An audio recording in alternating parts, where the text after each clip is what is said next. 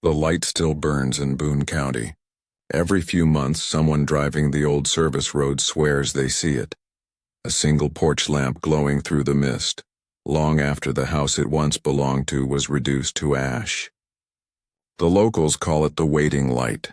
In 1983, an entire family vanished from that home without a trace. The case drew national headlines, then slipped into silence. The FBI called it a statistical anomaly. The town called it a curse. And for 40 years, no one could say which one was closer to the truth. What happened in that valley was never fully explained. But one thing never changed. Every witness described the same impossible detail. The porch light never went out. If this happened in your town, if your neighbors vanished overnight, and their house kept glowing through every storm, what would you believe? Where are you watching from? Comment your country below.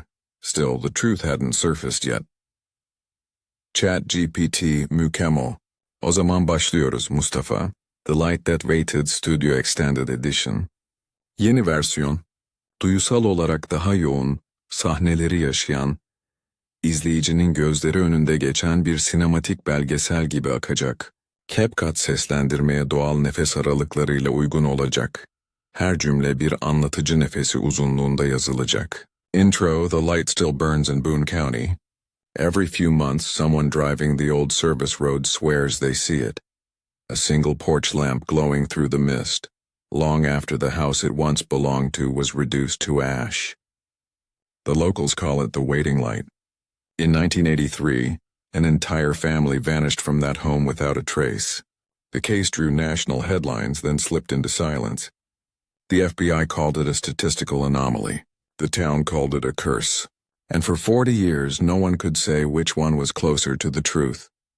What happened in that valley was never fully explained. But one thing never changed. Every witness described the same impossible detail. The porch light never went out. If this happened in your town, if your neighbors vanished overnight and their house kept glowing through every storm, what would you believe? Where are you watching from? Comment your country below. Still, the truth hadn't surfaced yet. Chapter 1. The Day the Light Came On. The morning was soft, washed in gray. March air carried the faint smell of thawing earth and diesel from the distant highway. Boone County was quiet in those days. A place where you could hear the river breathe, where dogs barked at the same time every evening, and everyone still waved when they passed on the road. Henry and Martha Miller lived on the edge of town, in a 2-story farmhouse built by Henry's grandfather. They had 2 children, Emily, 8 years old, who loved to draw clouds, and David, 11, who carried a small tape recorder everywhere he went. The kind that clicked every time he pressed record, a tiny sound that filled the house like a heartbeat. That Sunday started like any other. The family drove to church, sitting in their usual pew. Witnesses remembered them smiling, quiet, nothing unusual. After the service, they stopped at the gas station on Route 9. The clerk, a woman named Joanne, said Martha bought a road map and asked for directions to a scenic detour. It was odd, she said later, because Martha had lived there all her life. The Millers left at 11:40 a.m. Their blue Buick Skylark headed south toward the quarry road. They never came back. By dusk, the neighbors noticed the house was still dark. At 7:15 p.m., Henry's brother Mark stopped by. The car was gone, the doors locked, but the porch light was on. He called out their names, waited, heard only wind. When he stepped inside, the first thing he noticed was the silence. No television, no ticking clock, just the soft electric hum from the single bulb outside the window. Dinner plates were still on the counter. The radio was tuned to static. And on the kitchen table, a church pamphlet lay open, a single line underlined in pen. "Let there be light, and the darkness shall not return." He waited an hour before calling the sheriff. By midnight, flashlights swept through every room. No broken locks, no sign of struggle, no footprints except their own. The only odd thing was the smell. Ozone, faint but sharp, like air after a storm that never happened. Sheriff Cooper stood in the living room doorway, watching that glow from the porch spill through the curtains. He turned to his deputy and said quietly, "Cut the power." They did. But the light stayed on. By morning, the story spread through the valley.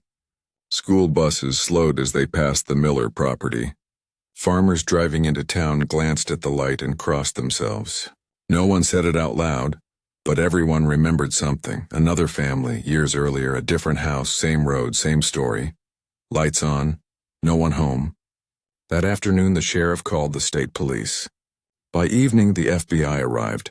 3 unmarked cars, a generator truck, and a crew of field techs. Special Agent Robert Keel took one look at the porch and frowned. He asked, "Is it hooked to mains?" "Was," Cooper said. "Breaker's been off since last night." Keel stepped closer, watching the bulb pulse faintly. It wasn't steady light. It breathed as if dimming and brightening in rhythm. He held out his hand. The glass was cool to the touch. The filament wasn't even visible.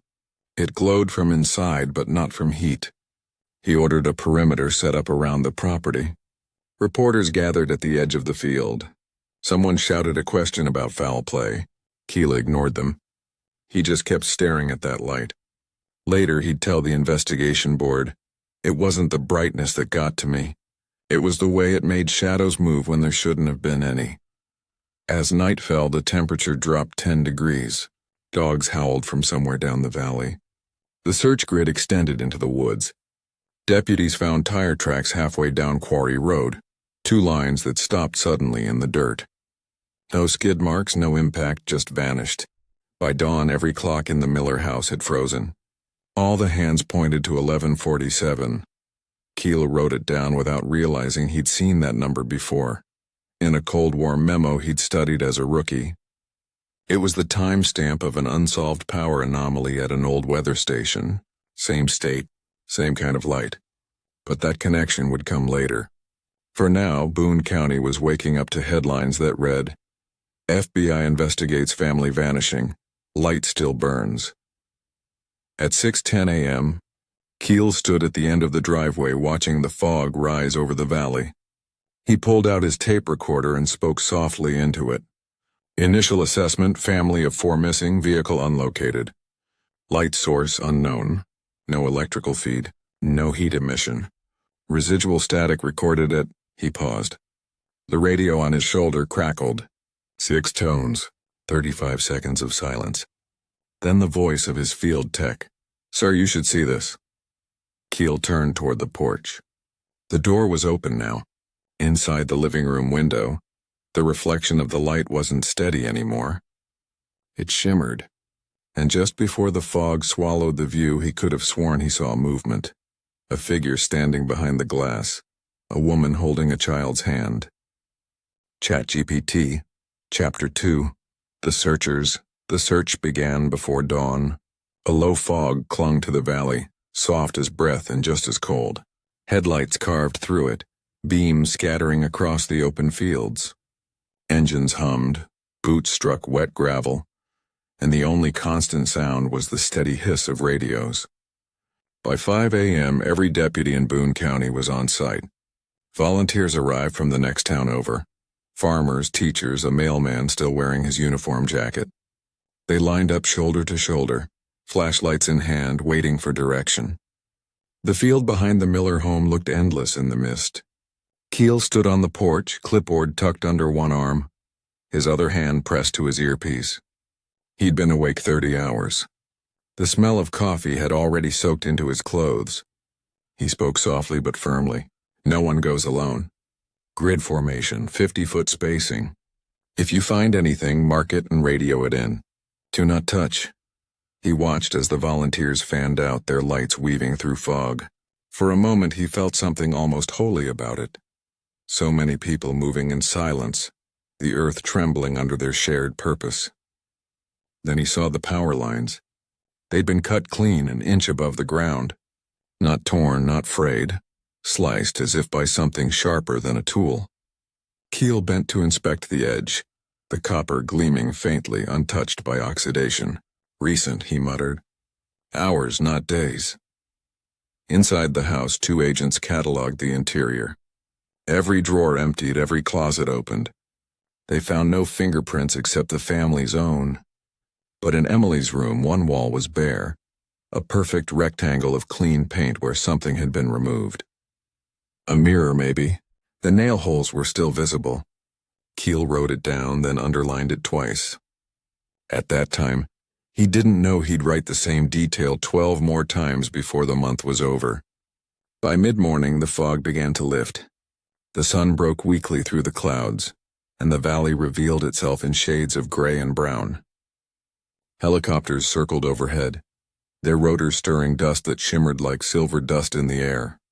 Reporters gathered by the fence line, microphones raised like weapons. Someone shouted, "Is it a murder?" Keel ignored them. Deputy Walsh approached, wiping mud from his boots. "Sir, we found something," he said. He led Keel down the path behind the house to a patch of grass flattened in a wide arc. At its center lay a child's shoe. Small white, one lace missing. Keel crouched beside it. No blood, no drag marks. He looked closer. The grass beneath the shoe was singed. "Bag it," he said quietly. Back at the command tent, they logged it as item 004. No match for any known heat pattern. The grass hadn't burned. It had crystallized. At noon, the sheriff's office switched to handheld radios. Static broke through every few seconds, a rhythm that made the younger deputies uneasy. 6 tones, 35 seconds of silence. No one could trace the source. Keel stepped away from the noise, his eyes drawn again to that porch light. Even under daylight, it still glowed faintly. He raised his camera, took a photo. When the film developed hours later, the light appeared brighter than it should have, and in the reflection on the window beside it, something else glimmered. A small rectangular shape on the wall behind the curtains. A mirror. He ordered another sweep of the interior. Agents found a compact mirror on the floor near the kitchen. Its surface was clean, too clean as if freshly polished in a room full of dust. When one agent tilted it toward the window, the light hit it and refracted into a thin beam that landed on the wall clock.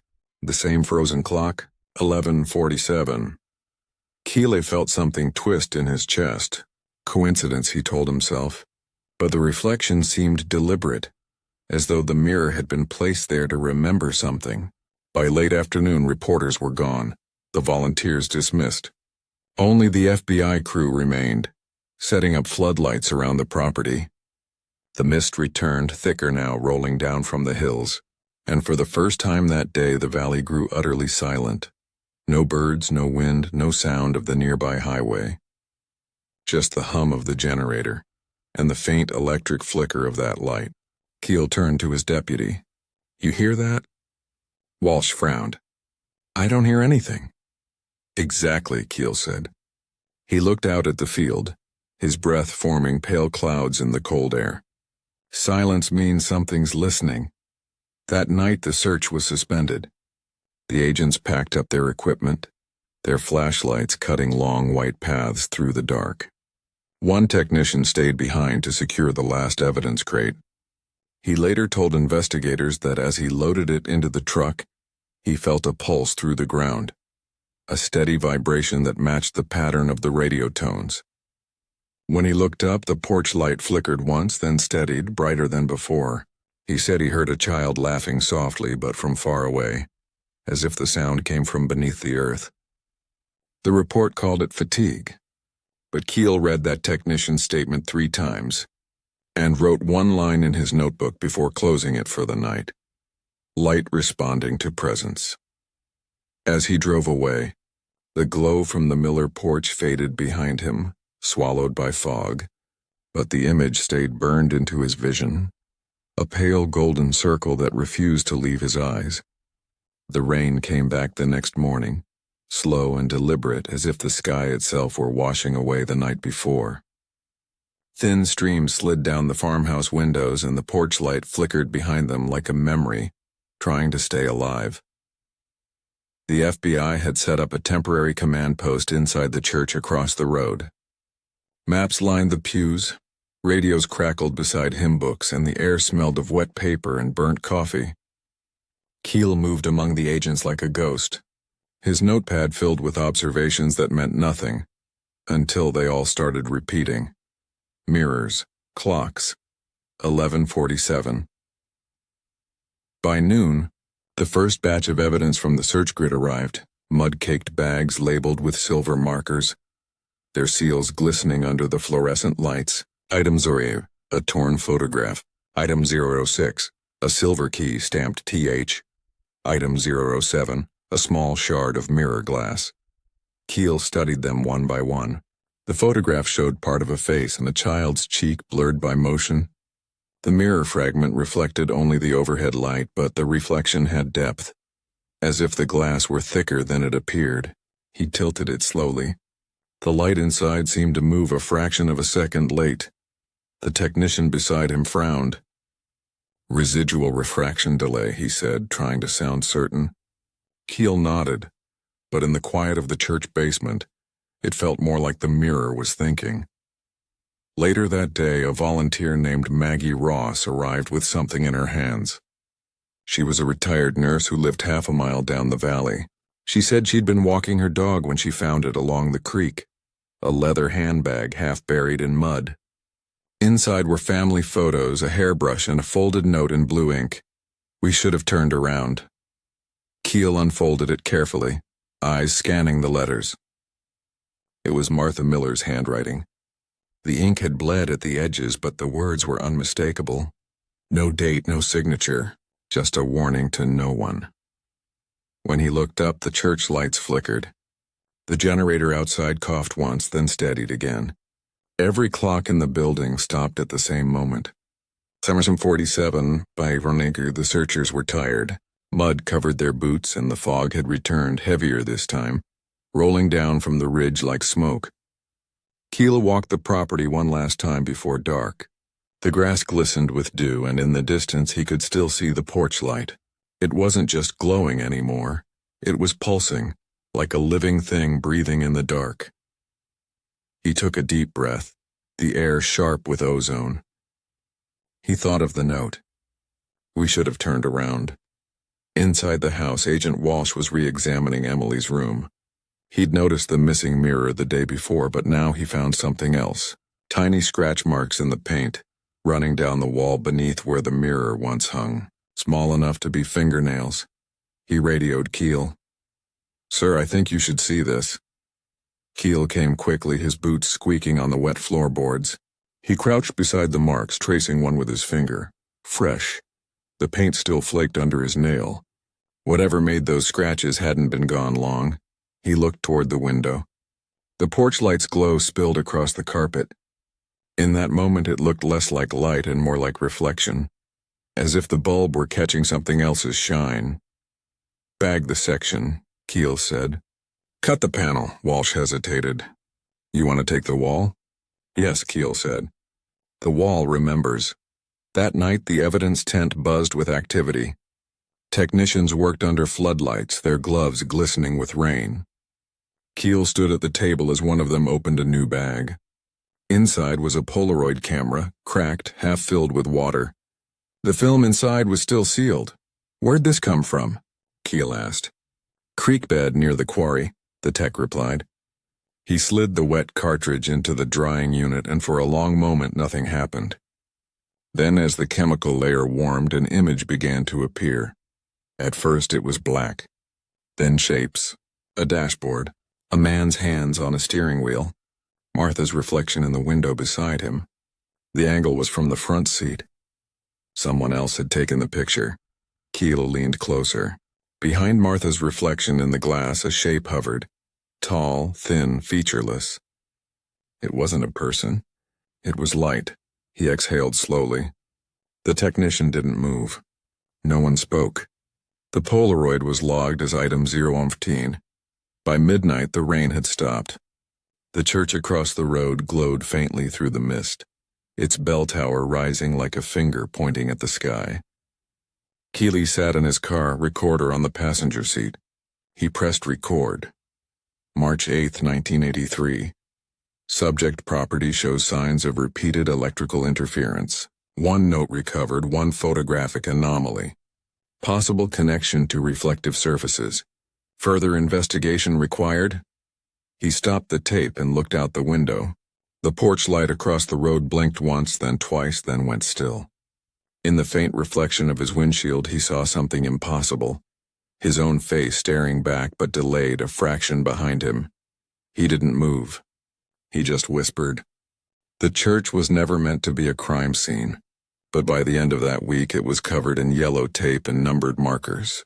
The old wooden pews had been pushed aside, the altar draped in plastic, and the faint smell of incense replaced by oil, wet concrete, and rain-soaked boots.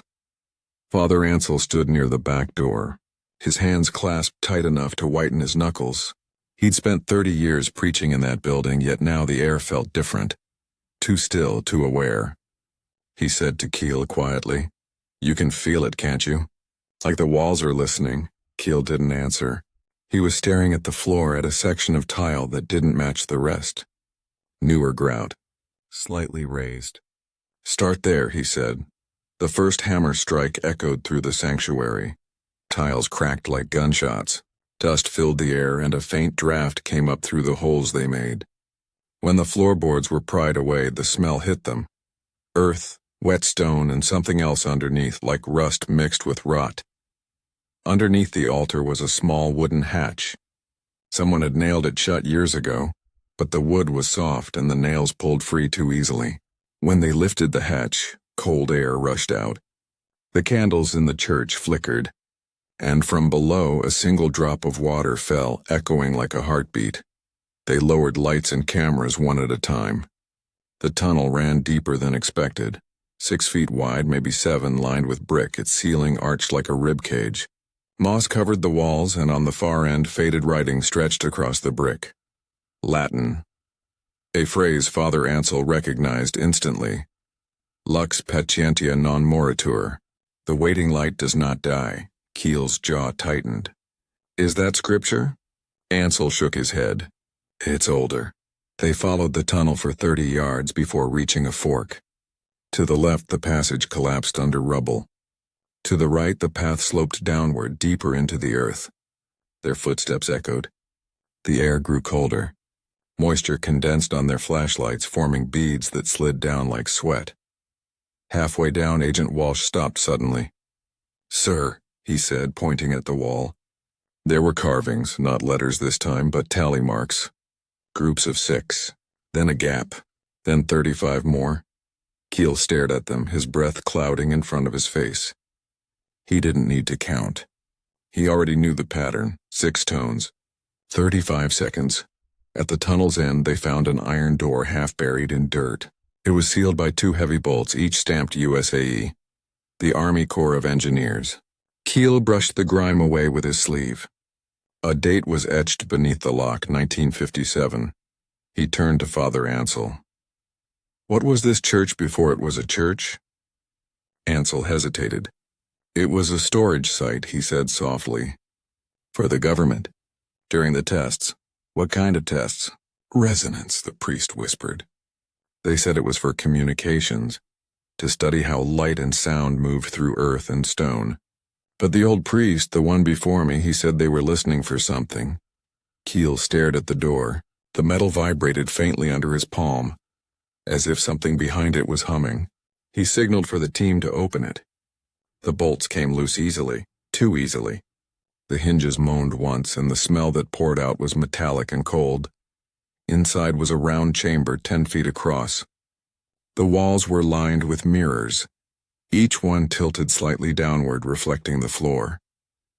In the center stood an old wooden chair, bolted to a concrete slab.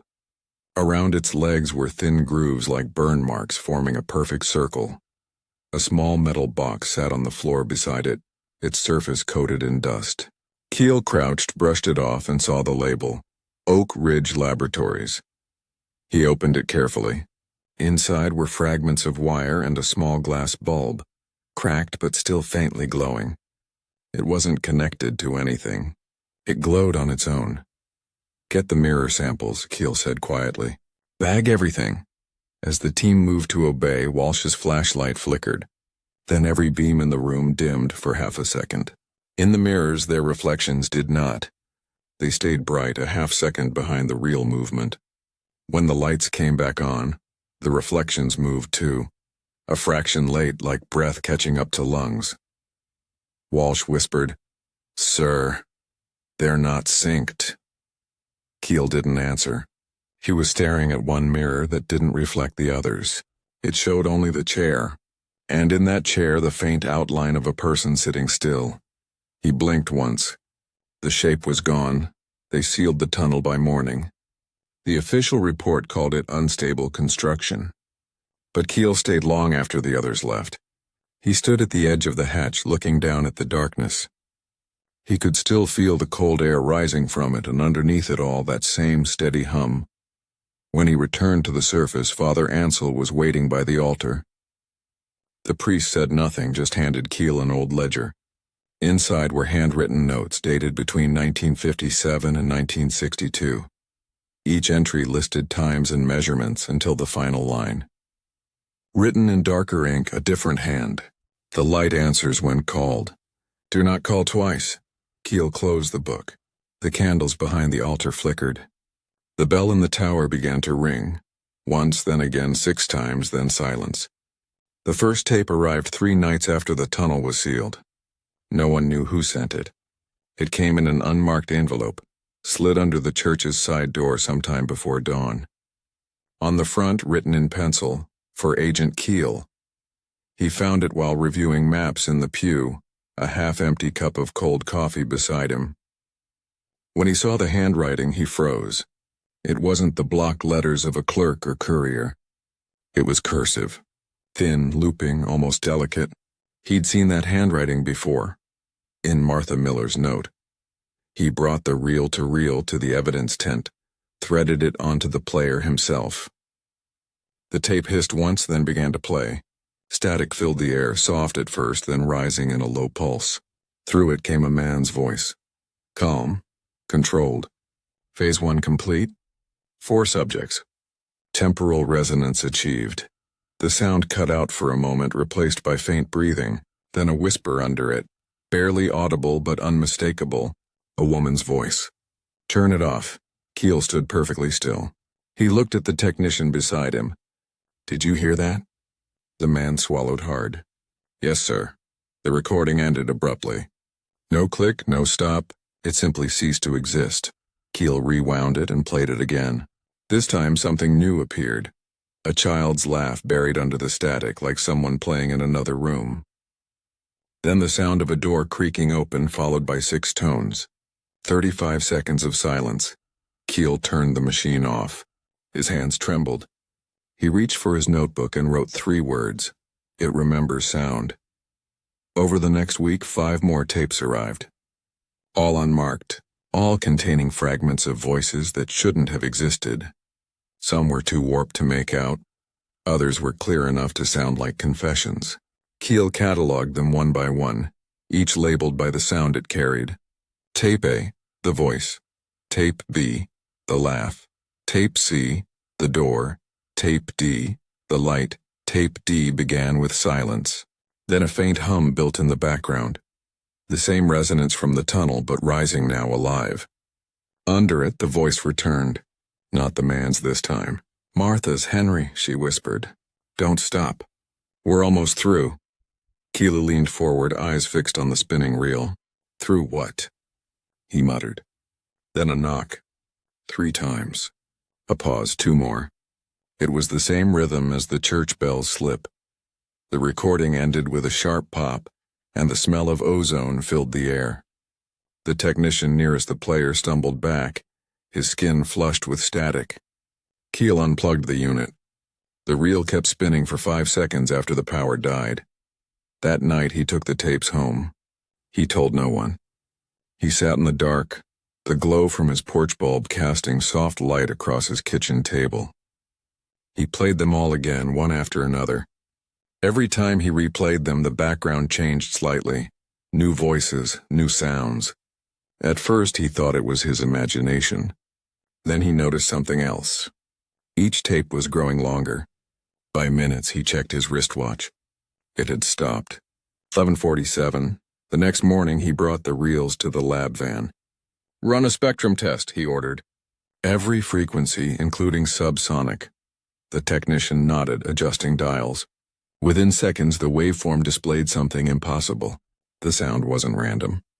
It had structure, peaks and valleys repeating at identical intervals. When slowed down, the hum became rhythm. When reversed, it became speech. The lab tech looked up. "Sir, I think it's coordinates." Keel stared at the screen. The sequence translated into numbers. Latitude, longitude, the same location marked on the Oak Ridge engineering plans.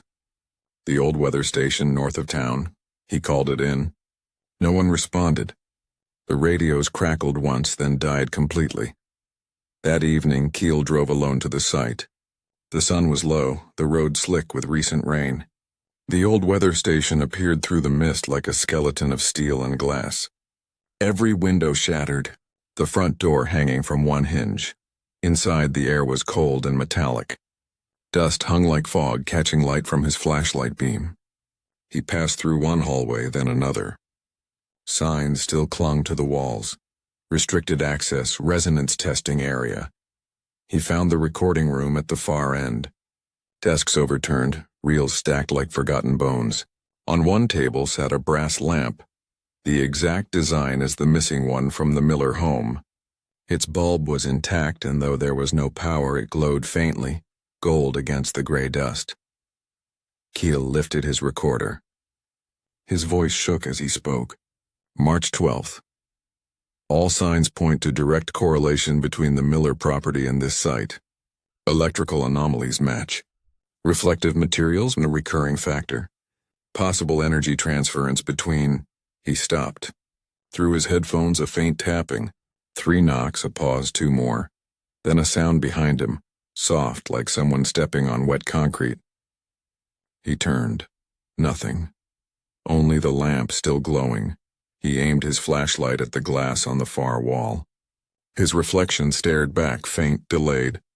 He lifted his hand. The reflection didn't. Keel's breath caught.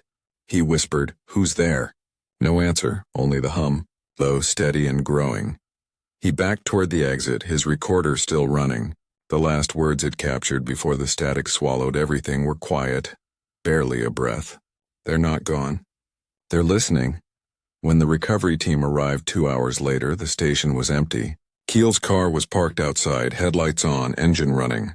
The seat was wet. The radio tuned to static. And on the passenger seat, a single cassette tape labeled in pencil. Phase 2. They played it once, then sealed it in evidence never to be opened again. The storm rolled in like a closing door. By sundown, the wind was bending the trees sideways and the sky had gone from pale gray to the color of wet slate. Rain started slow, then fell harder, beating the tents and the roof of the Miller house until the sound became one endless roar. The valley lost power at 9 p.m. sharp. One by one, lights blinked out across Boone County. The church, the sheriff's office, the feed store, all went dark. Only one light remained. The porch lamp at the Miller house, glowing steady through sheets of rain. Inside the command tent, radios spat static. Keel was bent over the table, rain dripping from his hair, listening to the headset pressed tight against his ear. "Repeat transmission," he said. But the reply was nothing but hum. Low, constant, like a heartbeat beneath the earth. The text tried changing frequencies, it didn't matter.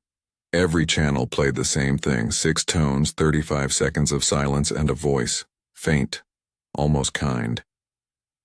"You're late." Keel tore the headset off. He looked at the others. Everyone outside. Now. They stepped into the storm. Rain stung their faces. Flashlights cut white beams through the fog. The porch light pulsed brighter with every lightning strike, the glow spilling down the siding like liquid gold. Then the ground vibrated. A deep rumble from nowhere like thunder that never stopped. One of the generators blew, sparks flying into the rain. The second followed seconds later. By 11:30, the whole camp was dark, except for that light. Keel shouted orders, the wind stole away. His voice barely carried over the sound of the storm. He turned to Walsh. "Cut the line to the main breaker." Walsh nodded and sprinted toward the utility box by the road. Keel watched his silhouette vanish into the downpour. A flash of lightning illuminated the field for half a second, and for that half second, Keel saw shapes. 4 figures standing near the edge of the property. A man, a woman, 2 children. They were still, facing the house. The light reflected off their clothes like wet glass. Then darkness swallowed them again. Keel ran toward the porch. He stepped into the beam of light. The rain stopped hitting his skin. The air around him was dry, silent, like stepping into a different room.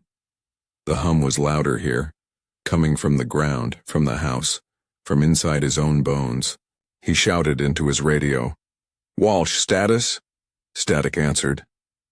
Then Walsh's voice, distant and faint. "It's already cut, sir. It shouldn't be on." Keel looked up at the bulb. It glowed harder now, the glass beginning to warp under its own light. He reached up. "Don't," said a voice behind him. He turned. No one there. He stepped closer to the door. The knob was cold, wet metal under his fingers. He turned it. The door opened. Inside, the house was dry, the air still, every clock frozen, every mirror gone. The furniture cast double shadows that swayed on their own. Keel took one step forward, then another. His boots left no sound on the floorboards. He lifted his flashlight. The beam shook across the walls. In the living room, the porch light's reflection pulsed across the window. For a moment it looked like water. Then it rippled. In that ripple faces appeared. Martha, Henry, Emily, David.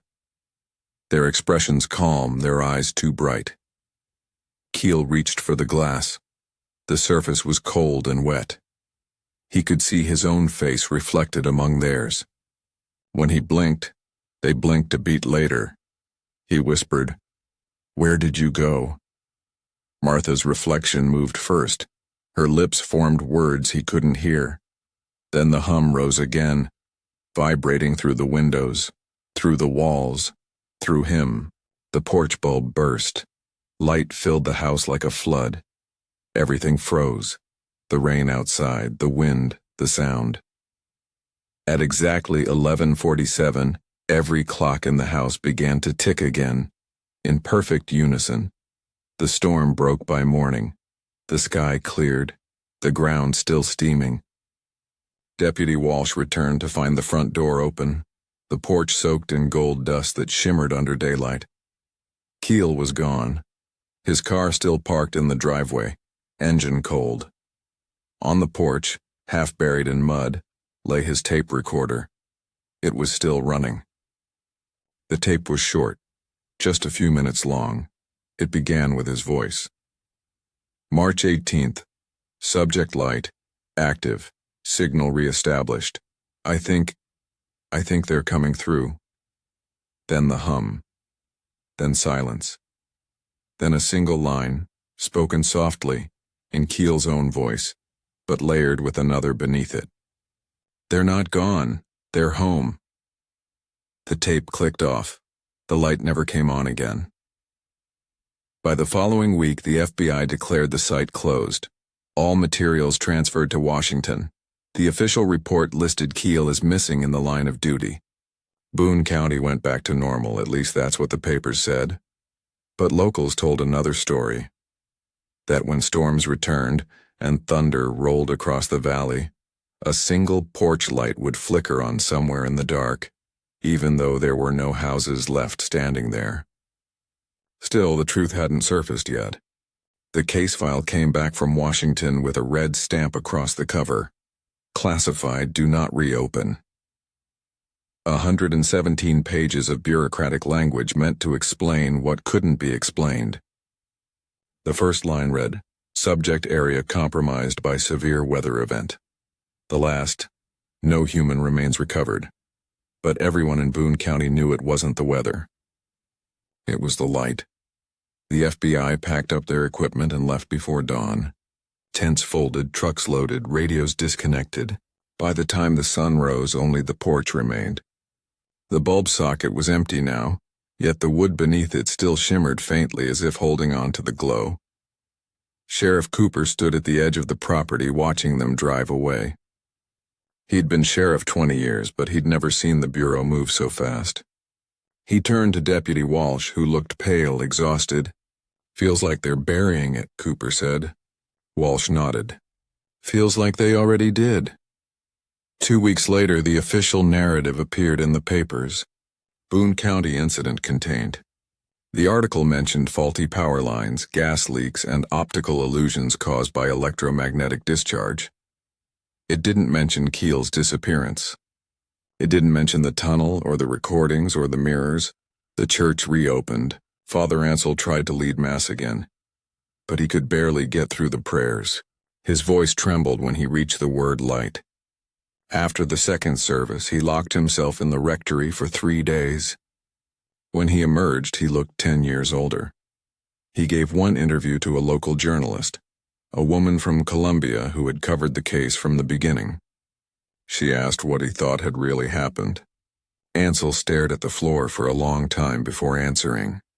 "Some lights are made to guide," he said. "Others are made to call." The article never ran. 2 days later, the journalist's car was found abandoned near the quarry road. Headlights on, engine running, driver's seat empty. Summer came and Boone County pretended to move on. The field grass grew tall again, covering the search lines that once crisscrossed the valley. Children stopped talking about the Miller family. The house was fenced off and eventually sold to a contractor who planned to tear it down. He told the local paper he didn't believe in ghosts. He said, "Light bulbs don't haunt people."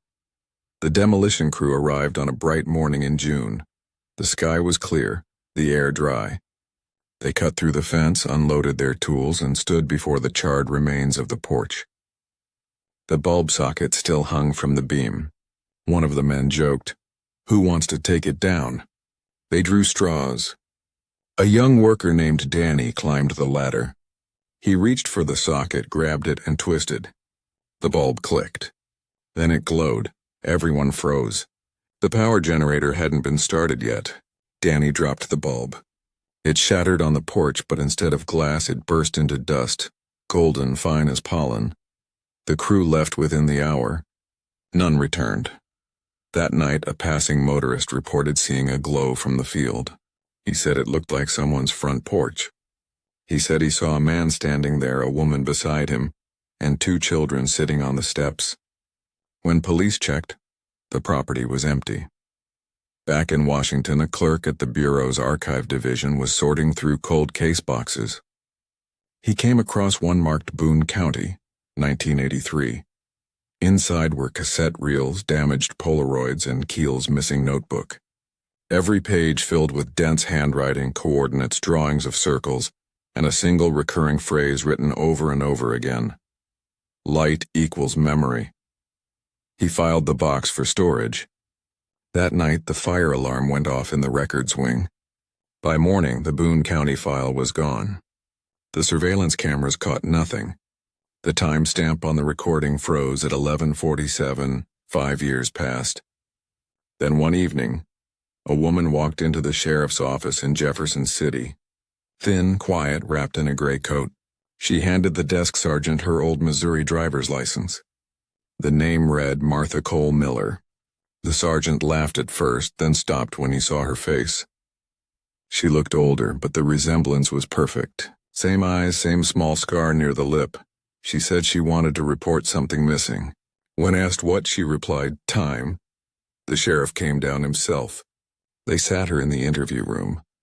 She answered every question calmly. Said she remembered the rain, the hum, the light that wouldn't go out. Said when she woke up it was morning again, but the sun was wrong. Too still, too close. When they asked where the others were, her voice broke. They went back, she said. They said it would stop when it was dark. But it never got dark again. The recording cut off there. The file listed her as Jane Doe number 314. Within 48 hours, she vanished from the hospital. No discharge. No transfer. Every camera blanked out at 11:47 p.m. Years later, a journalist filed a Freedom of Information request for the Boone County case. The response came in a single envelope, 30 redacted pages and a handwritten note at the bottom. No signature, just 5 words. Do not approach the light. Boone County is quiet again now. The fields have grown wild. The church bells only ring on Sundays. But locals still talk about nights when the fog rolls in too thick, when the air feels like it's listening. They say if you stand near the old fence and wait long enough, you'll hear it. 6 tones, 35 seconds of silence. And then just before the mist swallows the road, a faint golden glow where the Miller porch used to be. 40 years later, Boone County was little more than a dot on a forgotten map.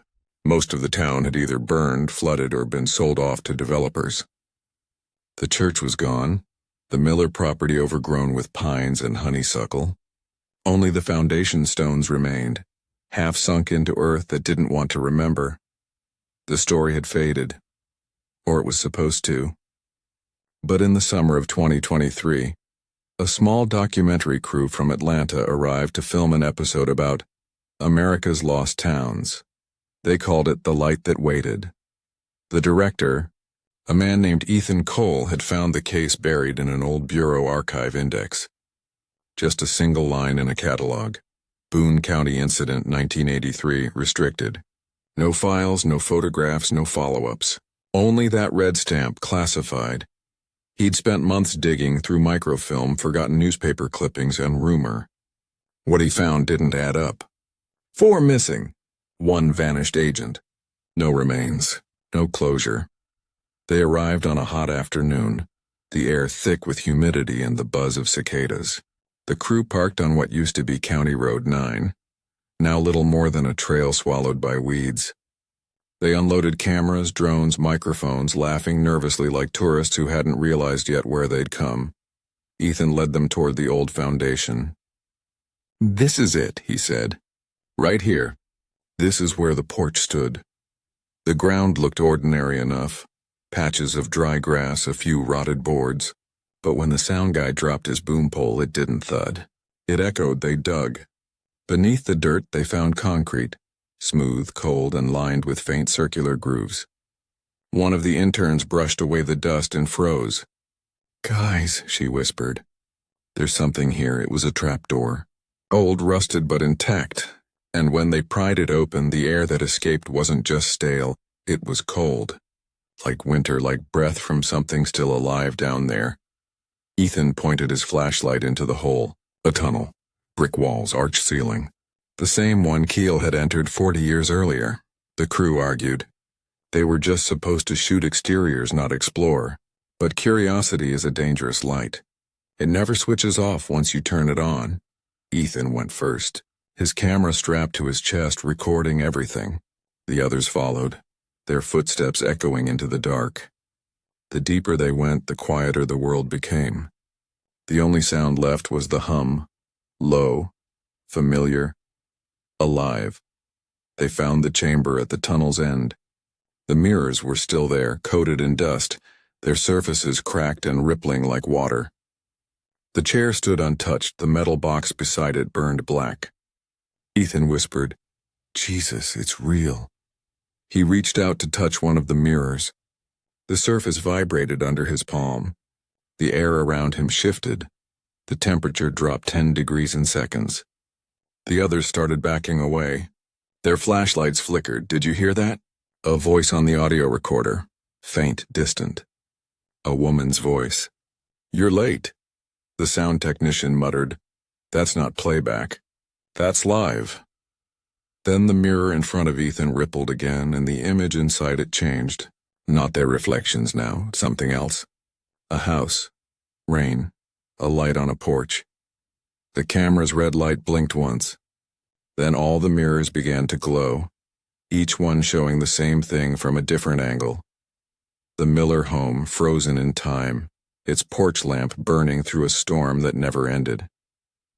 Ethan raised his camera. The lens fogged instantly. He wiped it with his sleeve. When he looked again, there was someone standing inside the house, behind the window. A man in a dark coat, head tilted slightly, eyes reflecting gold. "Who is that?" whispered one of the crew.